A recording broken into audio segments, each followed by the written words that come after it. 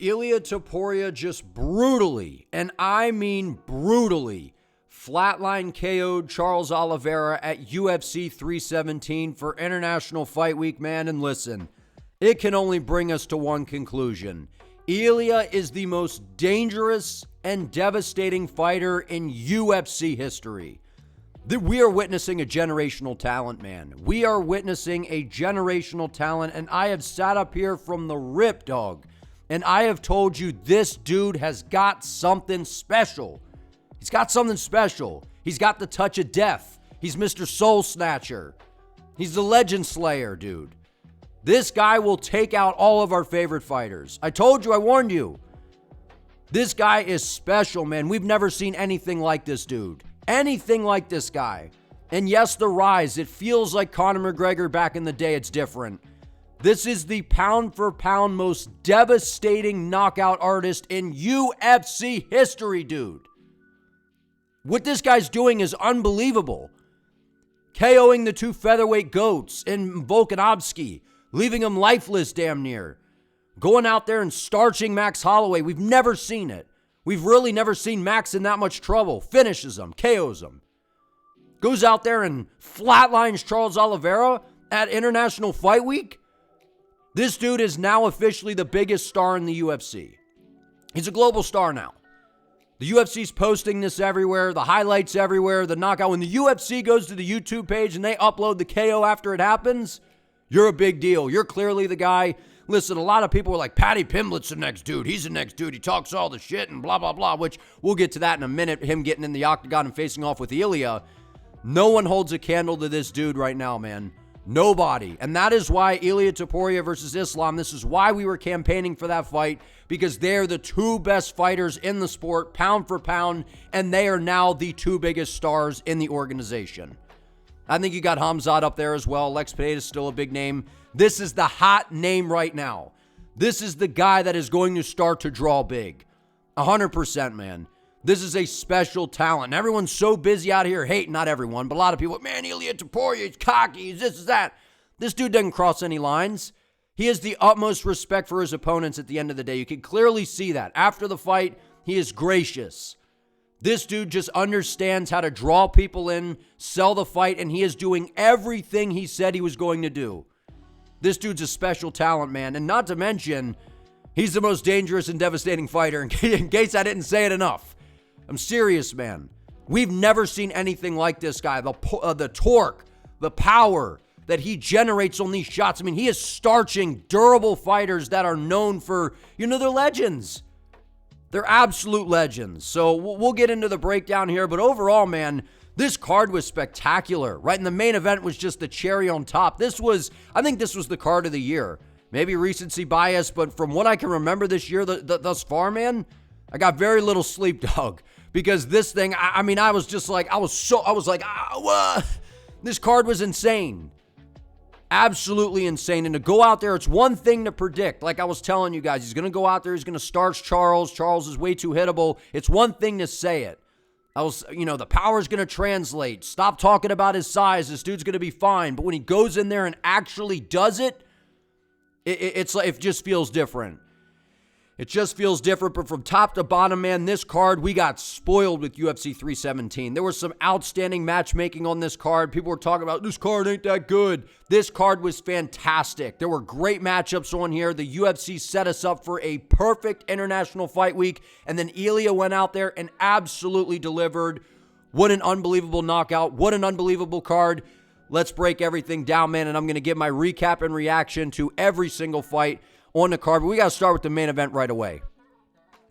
Listen, the biggest fight in the sport, it feels like Islam versus Ilia got even bigger, right? And I feel like, obviously, Islam is moving up to try to do what Ilia just did, moving up to a different weight class, wants to challenge himself against a very dangerous opponent, by the way, in Jack Della, who is, I believe, the second best boxer in the sport behind Ilia. But listen, that is the fight, man. That is absolutely the fight. If Islam is able to go out there and beat JDM, they're going to try to push for Topuria versus Islam, man. They are, and people are going to complain about it, but the bottom line is, I believe that if Islam beats JDM, we officially have the biggest fight in UFC history between Ilia and Islam. right? And it just feels like who knows if we're going to get it, but I'm just telling you the UFC is going to push for it because there is nobody, I've been saying it, in the lightweight division, there's nobody beating Ilia Topuria. Nobody at featherweight, nobody at lightweight. What do you want him to do? He can grapple, right? If you had any questions about his grappling, I mean, Charles Oliveira went out there, dominated Michael Chandler with straight grappling, out-wrestled Michael Chandler, dominated him. He couldn't even take Ilia Topuria down. So all the questions that we might have had about, well, we know Ilia is a good grappler, but how's it going to look against, the most prolific finisher in UFC history, a guy that's known for having elite submission skills in Charles? He had nothing. Ilia reversed the position, got on top, landed a nasty right hand, was busting him up on the feet with the jab. Look, we knew Charles. We know how dangerous he is. He's got that aggressive Muay Thai style. He likes to move forward, likes to get in your face. That was a recipe for an absolute disaster against a devastating power puncher like Ilia. That has perfect technique, perfect boxing IQ, understands how to get to you. He's not just in there hoping and praying, throwing these big winging windmill shots. No, everything is technical. That jab was piercing Charles, man. Had him cut open bad after just a couple of them. And to go to the ground with Charles, right? Charles, it kind of got hairy there, right? He started to attack a leg. I'm like, oh, wait a minute. What do we have here? Then Ilia gets back to space, and Charles walked right into it, man. He was, had that jab going, lead hand active, boom, jab upstairs, jab to the body. Charles steps in, snaps a missile of a straight right hand right down the pipe and sleeps him. It was brutal. It was devastating, and I'm super happy for Ilia Topuria, man, because I'm a massive fan of this guy, but I'm not going to lie, man. Just like it was when Volk got KO'd. Just like it was when Holloway got KO'd, when Charles got KO'd. It, sucks at the same time, though, because we love these guys, man. If you're an MMA fan, you're a fan of Volk, you're a fan of Holloway, you're a fan of Charles, but I warned you. A lot of us did. This guy is here to destroy all of our favorite fighters, man. All of the fan favorite fighters. He is a generational talent, man. Oh, you're glazing Ilia. I'm just telling you what it is. This guy is special, man. To go out there, all the stars were aligned, right? The UFC can put guys in position. They clearly see that Ilia is like the next McGregor in the UFC, that massive draw. This guy speaks Spanish. Speaks very good English now. He's a massive star. He's got Spain behind him. He's got Georgia behind him. This guy's a massive fan base, and obviously kind of feels like the villain now because he's taken out all the legends, all the OGs that we all love, and it sucks in a way. He's the new generation of mixed martial arts, man. He keeps telling you, and he goes out there and he's knocking these dudes out, and he's got that low center of gravity. It's not easy to get on his hips. He's very, very strong. While he's short, everyone's like, oh, he's too damn short, man. He's too short. He's strong. He's stout.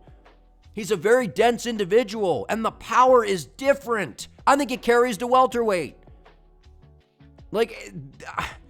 I'm speechless because this is exactly what I saw coming into this fight, right? I've already made all the breakdowns, the predictions, and I told you there's a chance Charles could win, right? He's got good power, good front kicks, that Muay Thai style. If he could stun Ilia on the feet, get him to the ground, maybe he could sub him, but it was a long shot.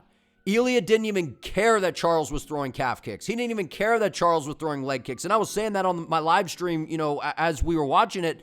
And I'm like, he's not going to care about the leg kicks. I don't think he's going to have any respect for the boxing defense of Charles. Ilia's just going to march him down, let the jab go, and that right hand is going to touch that chin. And sure enough, a missile of a right hand fired right down the pipe by Ilia slept him badly, man. The speed, the power, and the fight IQ that this guy has, it's just devastating. And remember, guys, on my channel, I broke down his open workout, and we were looking at exactly how he was going to attack Charles. He did everything we saw in the open workout. Jab, have the answers for every time Charles kicks, step into range, tag him, keep the fight on the feet. This dude, he's so devastating, man. He's so devastating. And now there's some options, right? They have Paddy Pimblett come in. Come on, lad. Come on, lad. What the fuck you talking about, lad? Paddy Pimblett had him come in there, face off with Ilia. Dana's like, that shouldn't have happened or whatever. I was shocked that happened because Paddy Pimblett, who the hell have you beaten? You just beat an old, washed-up Michael Chandler, which was still impressive. That doesn't get you a title shot. Then it sounds like Dana, the way he was talking about Gaethje, I don't know that Gaethje's next. But then he's like kind of talking like Armin's not next. So who the hell is going to be next? I feel like the realistic options are probably, I want to see Armin versus Ilia next. That's the fight to make at 55. 150%, that's the fight to make. Arman Tsarukyan, in my opinion, is the only person that has a shot at beating Ilia in the 55 division right now. Right, and then we have Max Holloway versus Poirier going on, and that's, the last dance for Poirier, right? They built the whole event around him. I don't think that we see Poirier come back after this fight, but let me tell you something. If Poirier could beat Holloway, Dustin versus Ilia, the boxing exchanges would feed generations, man. But honestly, I don't want to see it. I don't want to see Gaethje versus Ilia. I don't want to see Dustin versus Ilia. I don't want to see Max versus Ilia again because he's just going to knock these guys out. He's knocking them all out. And I even said, which I felt was maybe a little bold, but now it's checked out. This dude's better at lightweight. He carries the speed, the power. It's just he's going to be a slight bit faster than a lot of these guys. Maybe not Max, right? Because I feel like Max is still going to be very fast in the 55 division. This dude, I don't know what else to say. He's the most devastating fighter we've seen in UFC history, man. High fight IQ. He's a meticulous preparer. He comes into these fights prepared with a game plan and knows exactly how he is going to get after you. The Arman Tsarukyan fight is the fight to make. He's the only one, in my opinion, in the lightweight division, at least at the top right now, that has a chance. Eventually, maybe a guy like Mauricio Rufy. How crazy of a fight would that be? The guy who fights like McGregor. Mauricio Rufy versus Ilia down the line? Like, obviously, a lot's got to happen before that. Don't be surprised if the UFC tries to kind of catapult Mauricio here. Get him rolling. Because it's going to take a dangerous striker to beat Ilia. Someone with crazy power, right? I know Armin's big. He has the wrestling threat. He has the physicality to go in there and maybe cause some problems for Ilia. The only one, like I said, that's why Ilia versus Islam was so massive, man. The only one with the chance of beating Ilia, I thought, in the lightweight division was Islam. And then there's the chance that Ilia could knock his ass out. There's the chance that Islam could take him down and sub him. There's a chance that Islam could land a high kick or a knee or something. That's the fight to make, man, at some point. But obviously, Islam's going and doing his thing. Ilia's now in a new division doing his thing. But that has become the biggest fight in the history of the company, I think. I think it has. But the Paddy Pimblett fight, Paddy's got to get another win in the top of the division. You can't just beat Michael Chandler, who was coming off of a loss anyway against Charles. You're beating up Bobby Green. You're beating up Tony Ferguson. That doesn't get you a title shot. Now, the buildup would be fun. We got the face-off in the octagon. We know Paddy's going to talk shit. Ilia will talk shit. That'd be a fun build-up, no question. That'd be a big fight. But you think Paddy stands a chance against Ilia? Ilia brutally KOs Paddy in a round, dude. Paddy Pimblett's chin is wide open to be just catapulted into the rafters. Chin's up in the air. Don't let Ilia see that thing.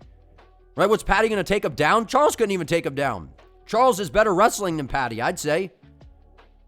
Maybe. Right, Paddy? What Paddy did to Chandler was very impressive. But I'm telling you right now, man, Armin versus Ilia is the fight to make. Don't give him Gaethje. He will brutally finish Gaethje, and it will. I'll cry. I'll cry, man. And if Poirier wins and he decides to come back, don't do it. Don't do it. Don't do Max again either. I don't know who the hell we give this guy. We got to protect the legends, man. Keep the legends away from Ilia. Please. Please. And then the people out there, he's beating up guys or past their primes. Nonsense. Volk still had it when he fought him. He was looking sharp in the first round. Holloway was landing a lot of good shots until he wasn't. Charles coming off some nice wins. Demolished Beneil Dariush. Put on a master class against Michael Chandler. Don't do that. Don't pull that game. This dude is special, man.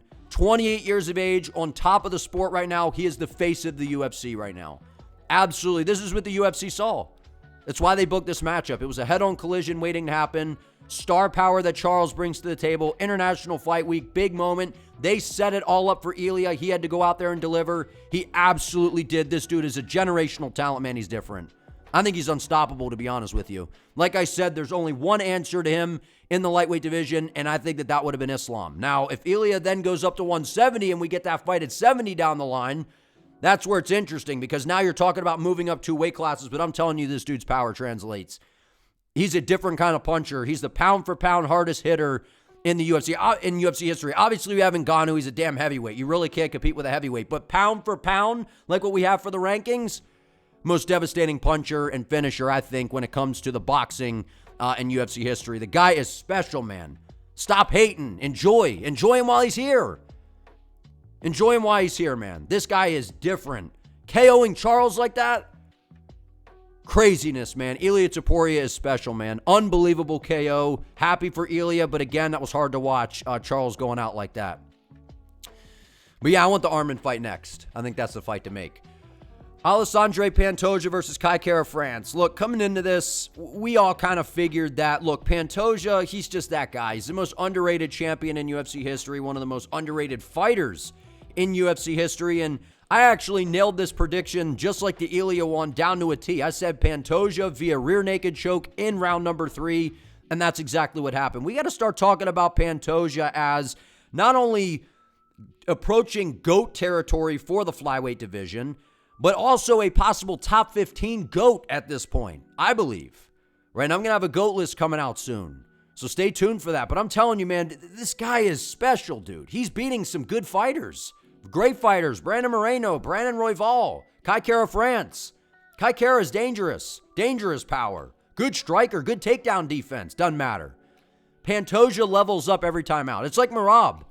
I'd love to see Pantoja versus Merab, but I just feel like Pantoja's in this weird spot to where he's big and strong for flyweight, but would almost be too small at bantamweight to compete against a guy like Merab. I feel like that he would be at a serious strength disadvantage. But here's the thing. I think we got to start talking about him having one of, if not the best rear naked choke in the UFC right now. His relentlessness, his forward pressure, his striking, right? The thing about Pantoja is he blitzes forward, but he keeps that chin tucked very nicely. And he doesn't get super reckless, right? He was throwing those nice leg kicks to Kai. He was outstriking him. Was able to take him down, was able to control him, was able to easily get to his back. And in round 2, it looked like Pantoja was kind of slowing down a little bit. Came out fresh in round 3 and just completely dominated. He dominated the whole fight. Dominated the whole fight. It looked like he was getting a little fatigued, though. So I was like, oh, no, that ain't good. That doesn't look like Pantoja. We know Pantoja. He's relentless, gritty, got crazy heart. You're going to have to put this guy out to beat him, man. You're going to have to put him out to beat him. We all know that Kai had the power to do it, but you can't deny what Alessandro brings to the table, man. He's completely well-rounded. He continues to evolve, and his ground game is showing to just be on a different level than everybody else in the flyweight division. And now it sets up a really fun fight here because Joshua Van, a guy that, you know, we've been talking about him on the channel since the jump, man. This dude is special. He's got really, really good boxing. I think he's got the best boxing in the weight class. Good power. He's shown that he's got very improved takedown defense. We saw that in the Ray Saruya fight, but he hasn't fought 5 rounds in the UFC. Hasn't been in a 5-round fight. And you're saying, yeah, he goes out there and puts on a great performance against Royval, which we'll talk about in a minute, but Pantoja, I feel like just might be a little bit too much. I think on the feet, Van can bust him up. I think he can. But it's the element of that pace, the pressure, the tornado that Pantoja brings, and then the submission threat at all facets of the game. This dude is special, man. He's absolutely special. And I have Demetrius Johnson still as like the flyweight GOAT, but right up there now is Pantoja. 100%, man. 100%. I feel like the only answers for him at flyweight could be maybe someone like a Manel Cap, but he keeps blowing his opportunities to get a title shot. Someone like a Joshua Van, who's only like, 24 years of age? Crazy. Guy's going to be fighting for the title at such a young age. He's so good. Great boxing, great timing, good takedown defense. But he hasn't been 25 minutes with a guy like Pantoja who's completely well-rounded, really no holes in his game. I mean, Kai wasn't landing anything clean, and Kai's got good striking, pretty solid boxing as well. Not as good as Josh, right? I mean, Pantoja's different, man. He's different. That's why I was saying the UFC needs to bring back Muhammad Mokaev, because I feel like he's the only one that can match the grappling of Pantoja. Right? We thought it could maybe be someone like a Tatsuro Taira, but he couldn't even get through Brandon Royval. And Brandon Royval's game, dude, he's very, very good. It just shows you the level that Pantoja's at. He's just a step ahead of everybody in the weight class right now. That's the reality. Put some respect on the guy's name. He better be higher on the pound-for-pound rankings list come Tuesday, because I think that's when the rankings come out. This guy's special, man. Absolutely special. Just, I mean, complete. Evolves every time we see him. Gets better and better. Everything looks more technical, sharper. His game plans are on point. And like I said, He just might have the best rear naked choke in the sport right now. You can't take away anything Pantoja's doing. Dude's so dangerous, man. But like I said, weird spot to be in. Almost like he's got the strength advantage and size at flyweight, but I feel like he'd be undersized a little bit in terms of the strength at bantamweight against a guy like Merab. But either way, the Joshua Van fight, that's going to be a fun one, man. All respect between the two. We got a good face-off in there. I'm glad the UFC's bringing fighters in to do these face-offs, man. Build these things up. The energy, the UFC is just, the energy right now is great, man. We got to ride high on it. UFC's got to keep bringing it because now that we got Ilia in the mix, Pantoja, this was, I feel like, a breakout moment for Pantoja. Big spotlight, International Fight Week, co-main event, Ilia versus Oliveira headlining. Big card, big fight feel. He goes out there and doesn't just win, gets a submission. Dominant win. Got to respect Pantoja, man. Dude's one of the pound-for-pound best fighters in the sport right now. Very impressive stuff to go out there and dominate Kai Kara France like that. Brandon Royval, Joshua Van. I went with Joshua Van in this fight, man, and I was concerned because I was like, how's it going to Boat going in there against the hardest opponent he's had in his career thus far, right? Anytime we see these young fighters come into the UFC, Joshua Van's been very active, right? And I said coming into this, I feel like that's something that's going to help him here, right? Manel Kape was supposed to be in there against Royval. Manel Kape gets injured. It is all about stepping up and taking advantage of opportunities. That is exactly what Van did. He has the best boxing in this weight class, right? And that's kind of how I broke down this fight was, look, I think Brandon Royval is probably the better overall fighter in terms of being more dynamic. He's got the kicks, he's got the range, he's got the speed, he's got the grappling, he's got submissions. But it was just the fact that Joshua Van's composure, his cardio, and his boxing was just so much better than Royval that I felt like that was enough to overcome a super, super hard puzzle to solve in Brandon. I mean, Brandon Royval's volume and output was crazy. I think he was like setting records out there. Maybe it was his own records or I don't know what was going on. But I mean, the amount of shots that he was landing, it was crazy. And I was getting worried because I'm like, even though Van's fighting a really good fight and he's right in this, Royval's so busy. He's so active. He's just touching and going. And, Van didn't have an answer for the leg kicks. Then Royval started to throw the front kicks up the middle, roundhouse to the body. Royval is so good, man. He's so fast. He's wiry. But at the end of the day, I gave round 1 to Van, round 2 to Royval, and round 3, I thought Royval was kind of ahead. But then again, Joshua Van dropped him late in the round, man. Super happy for Josh Van. This kid is special. He brings energy to the flyweight division, and now it feels like flyweight's like kind of moving now. We got a fresh contender, a fresh matchup that's not a rematch for Pantoja. A guy that he's building a crazy, big fan base very quickly, Joshua Van. This is a hurricane building strength now, man. Joshua Van, spectacular. Excellent boxing. He's one of the best boxers in the UFC. Great power, great eyesight in the pocket, slipping and ripping. That right hand was money all night long. Good left hook, and the chins on both of these guys, man. They ate some shots. This was the fight of the year so far, in my opinion, 100%. This fight was unbelievable. I believe they got fight of the night. I mean, hell, give them $100,000 each, man, for a bonus. That fight was incredible. On a card that was loaded with crazy performances, big-time finishes, all of it.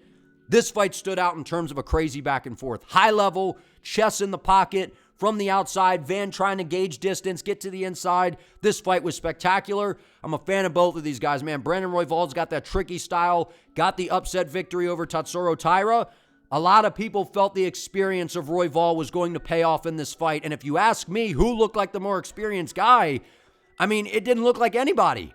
It looked like Joshua Van had been there and done that. He didn't look like he was feeling the moment or anything.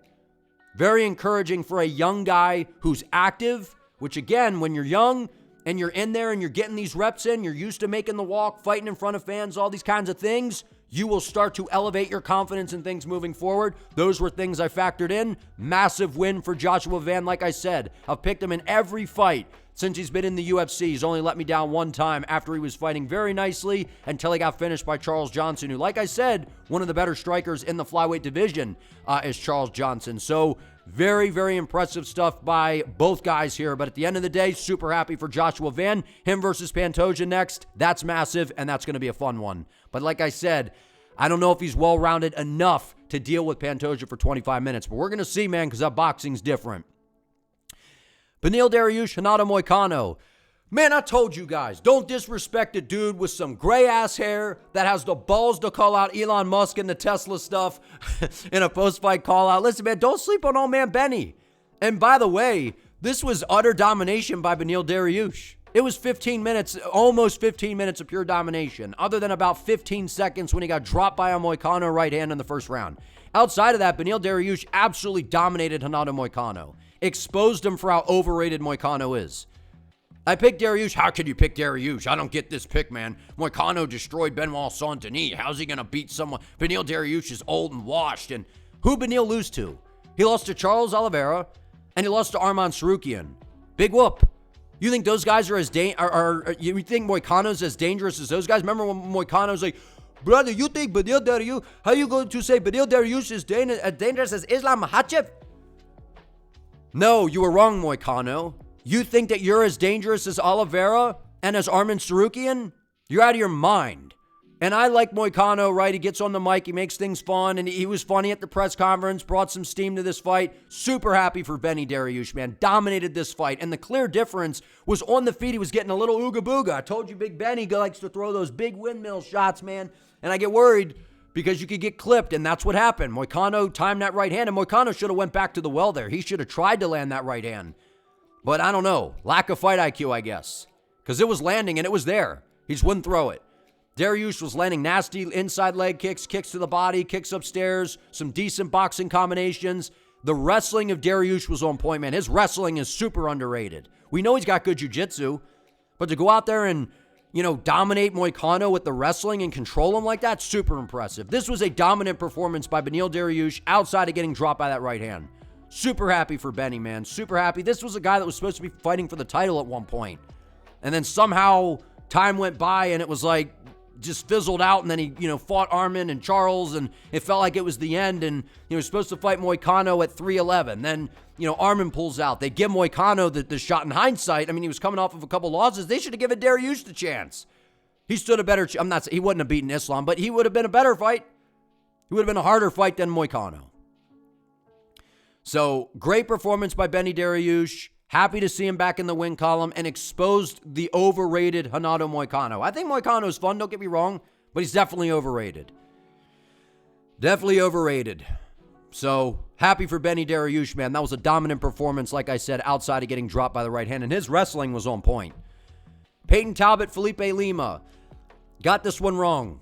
I thought that Felipe Lima was going to have a lot of success with the wrestling. And actually, it turned out he had a lot of success on the feet. His jab was landing at will. His straight right hand was landing. But he just kept trying to wrestle. And I felt like that was a mistake to where coming in, it felt like if Felipe was going to win, he was going to need to get Peyton Talbott down. He was going to have to not stand on the outside and trade with Peyton. But it turned out maybe he should have, because Peyton Talbott has zero head movement. He has horrible striking defense. At least he did in this fight. Maybe that was because of the threat of the takedown had him freezing a little bit.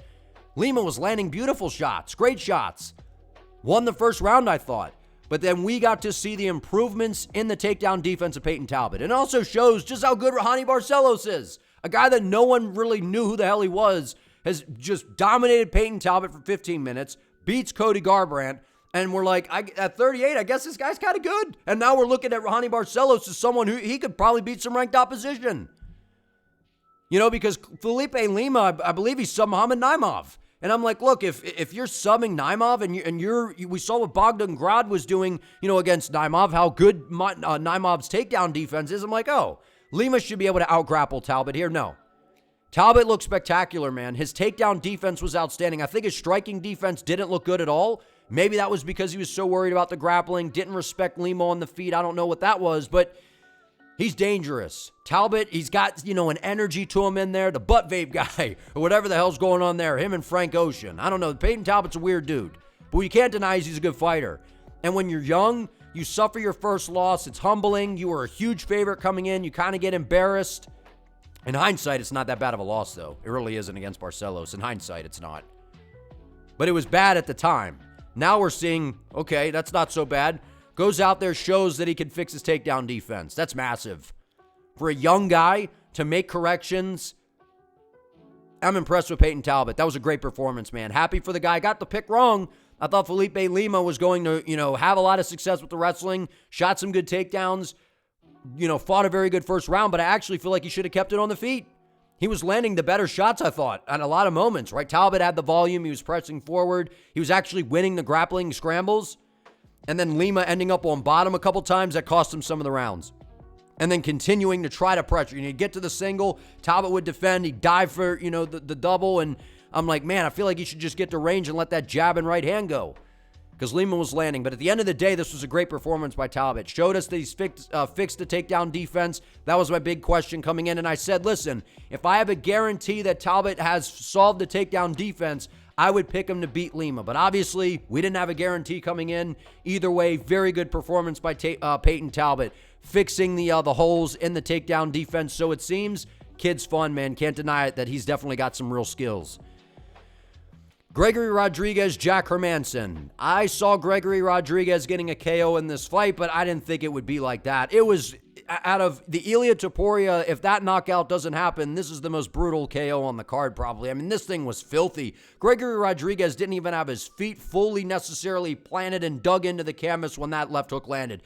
This dude, Barack Obama, just walking forward, throws a right hand. It really didn't even land to the body and steps through and just throws this little shovel uppercut and just starches Jack Hermansson. Starches him. Jack hits the ground, boom, hammer fist, he's completely out. Brutal KO by Robocop. And I'll tell you what was so impressive was Jack Hermansson, he's savvy in there, right? But I figured the power of Hermansson's an issue. He doesn't have the power to gain the respect of a dangerous powerhouse like a Robocop. But he was outlanding him, landing some good kicks, jabbing up Robocop, had him bloodied, and we all know that Robocop cuts and bleeds very easy, which I was a little worried. But when he landed, I mean, Robocop actually fought the best I think we've ever seen him fight. We know he's got good grappling. The problem is he's so damn big and carrying around so much muscle, he kind of just, blows himself up, and the lactic acid builds so quick that it makes him slow and lethargic to where we don't see him grapple a ton. We saw him, actually, I feel like his best win was beating Christian Leroy Duncan. I know that this was an impressive KO, but we know how good Leroy Duncan is. But this KO was filthy, man. And we saw what he learned from the Cannonier fight, right? We see these guys who, they get kind of thrown into the fire. That 5-round, even if it's in the damn Apex, who cares? 5-round main event. Obama versus Cannonier. He dropped Cannonier so many times. And that's why I was like, dude, if he hits Jack, Jack's just not going to have the power. Like, Cannonier has the power to gain Gregory's respect if he can land. But he was dropping Jared all over the place, man. And he learned. Compose yourself. His head movement was better. He wasn't giving up on himself because he was throwing a lot of big shots and Jack was just sliding out of range. Like I said, Jack looks like he's jousting in there like this. This is the Jack Hermansson style, man. You know what I mean? And Jack's savvy. He's technical. He's clean. He's crisp. That's not enough to beat Robocop. It just isn't. The power's different. Robocop was smart. He was technical. I figured Henry Hooft and team, they would work on some things, help Gregory kind of compose himself much better. Clearly worked. That was a devastating knockout, man. Nasty left hook. That just shows you the power that Robocop carries, man. Like I said, he looks like a light heavyweight to me fighting in the middleweight division. Dude's a serious problem, man. Big bounce-back win for him because we know Jack Hermansson's not a world beater, but he's also a very technical, well-rounded opponent in the middleweight division. Massive win for Robocop. Was very impressed with his composure in that fight. Hyder Amil, Jose Delgado, told you guys, man. Listen, I know a lot of people are high on Hyder Amil, and listen, I like watching Amil fight. He's fun, he gets in your face, wants a scrap, gets real wild, throws these big wild hooks, and he's aggressive. And we saw that early, right? He came out very aggressive. They got into a little scramble, and Delgado shot for a takedown, but listen, Delgado's a guy that I saw him over in LFA before getting to the UFC, and I told you in this fight that, listen, Delgado's going to get a knockout, and the reason for that being is you can't, against guys that have precise strikes, you can't get real reckless, man. You just can't do it.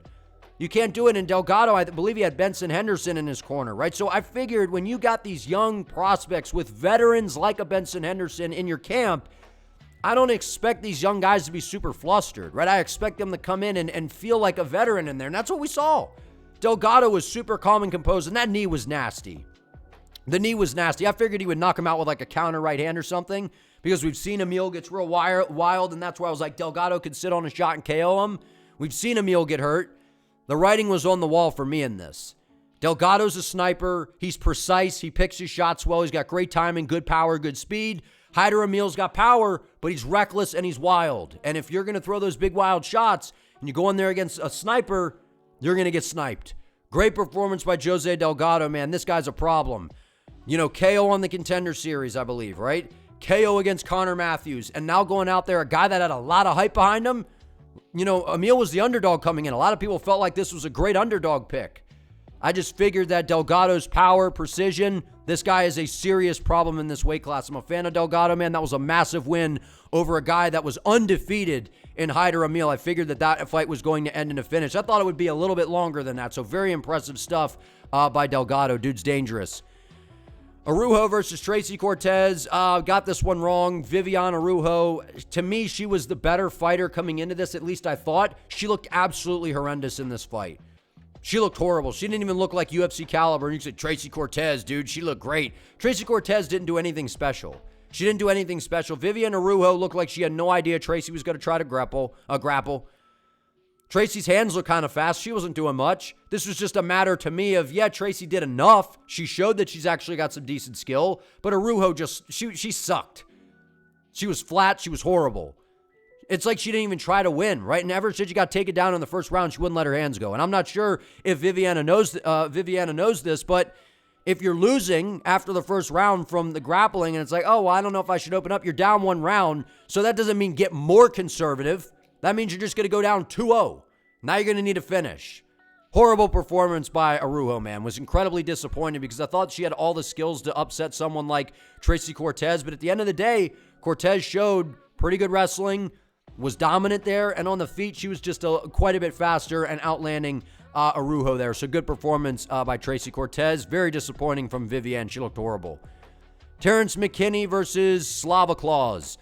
Terrence McKinney channeled his Khamzat Chimaev in this one, man. That was a super impressive finish by Terrence McKinney. I thought it would be a knockout by Terrence, but this kid, man, when he is firing on all cylinders, he is one of the more exciting young bucks in this weight class. He's got devastating power in his hands. He's got a tall, rangy frame, and we know he's got good wrestling. And now we got to see how good his submission skills are. I mean, Slava Klaus, obviously, we know that there's a hole in his takedown defense. That's always kind of been the dark cloud looming over Vyacheslav Borshov. We know he's a very good kickboxer, but I just figured McKinney is just such a fast starter, man. It's like the Chimaev effect, right? He just overwhelms you so fast that he doesn't even allow a good rhythm fighter like Vyacheslav to get into any kind of rhythm. Overwhelmed him, bombarded him, got in his face, took him down, put him in a very, very tight guillotine. They were kind of rolling and scrambling, and dude, I was like, I don't know. If McKinney can't get this, I think he's going to, he'll blow his arms out, and then he'll be fatigued, he'll be tired because he's, all gas, no brakes. Literally looked like Khamzat in there. That was impressive stuff by McKinney, and Vyacheslav was doing everything he could. His face was turning bright red. He was doing the bike. His legs were like this, like a rabbit. He was like, I was like, is he going to get out of this? Is he going to make it out? No. McKinney's got a good squeeze, very well-rounded fighter, and when McKinney fights smart like he did in this one, this kid is a serious danger in this weight class, man. That was incredibly impressive. And you got to remember, the people that McKinney's losing to are dangerous prospects in this weight class, like Esteban Rivovic, like Bonfim. Those are dangerous fighters, man. And Vyacheslav's very good on the feet.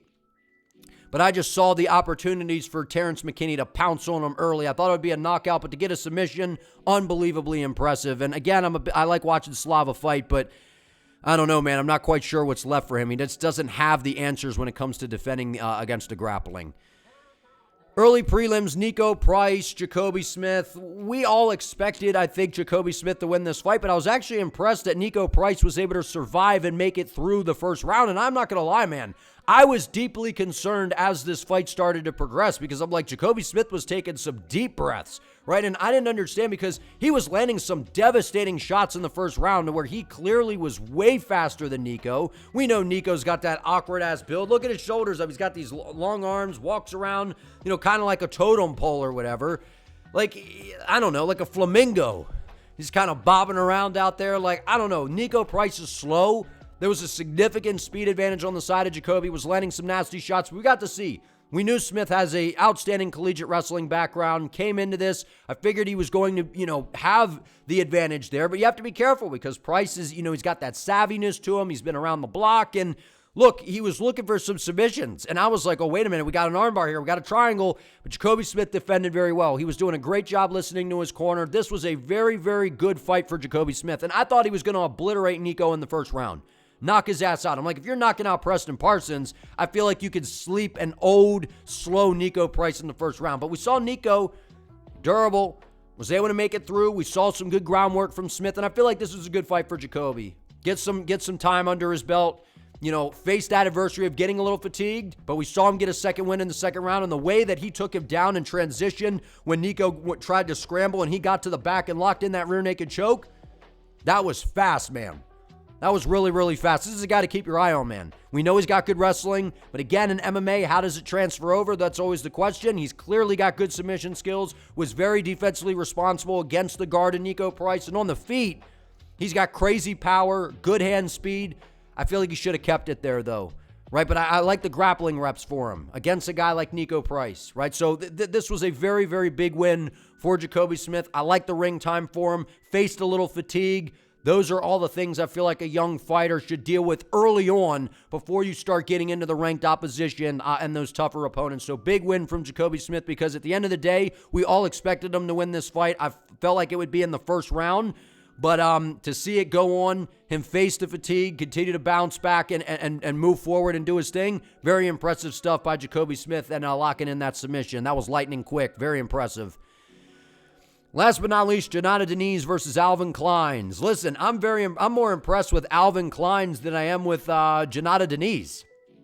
Diniz was doing very well in the first and second round, but he clearly, that eye poke, I think that was in the third round, massive mistake by Alvin. Obviously, he didn't mean to do it, but that allowed Diniz to regroup, catch his breath to where he was getting tired. And Alvin was not tired at all. Right? For a while, I was like, is this why John Jones retired? Because we got dudes like this coming into the heavyweight division. Cardio monsters, dog. I told you I'd call him Alvin Kleins because I didn't know who the hell he was. Kind of looked like a Kurt Angle, whatever. Got to put some respect on this dude, man. That pressure, the pace. You know, Diniz had to defend a lot of takedowns, right? And yeah, Alvin didn't have any success really with him, but that's going to wear on Diniz, clearly. And he was the fresher fighter, was Alvin, right? But that eye poke, it allowed Diniz to kind of recover, regroup, and I feel like if that doesn't happen, I'm not saying he gets a finish, but that I feel like Alvin, he was closing the gap, man, to where he could have possibly gotten Diniz out of there. And I picked Jonata to win this fight. He should have dominated this fight, which I know he clearly won round 1 and 2, but round 3 got hairy. And at heavyweight fights, that's, all it takes is one shot, and you see one guy fatigue and the other guy's fresh. Alvin was the fresher fighter. His pressure was on point. I think the UFC should bring this guy back. Alvin, give him another opportunity. Steps in there against a big, dangerous striker like Jonata Diniz, who's got a kickboxing background. Very impressive stuff by Alvin Kleins, man. I was more impressed with him in a loss than I was with Diniz here in the win. You can't be fatiguing like that in a 15-minute fight. But again, the pressure, the pace of Alvin, shooting for the takedowns, moving forward, landing some shots. You could tell Alvin's striking's decent, but he wasn't extending enough to be able to reach Diniz. And I feel like that kickboxing range and the management of Diniz on the outside was clearly on display. And he started to land some good shots later in the third round after that eye poke. So Diniz started to come on strong there, but very, very impressive stuff by Alvin Kleins in his debut. And again, Diniz did what he had to do to get the win. Definitely got hairy there as he started to get tired and fatigued. But if you guys enjoyed this video, do me a favor. Please give it a like. Let me know what you think down in the comments. And don't forget to subscribe to the channel so you do not miss an upload. And I appreciate the support, man. See you next time.